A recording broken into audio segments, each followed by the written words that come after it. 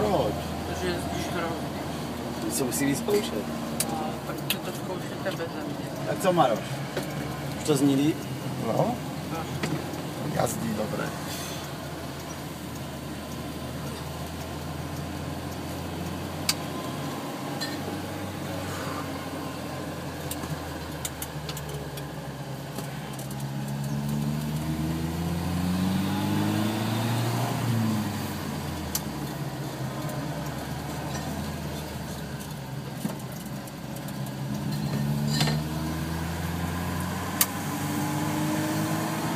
Teď nás nějaký malý chlapeček zastřel.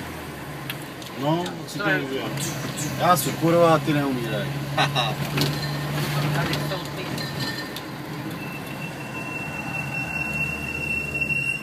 Pozor, vlak.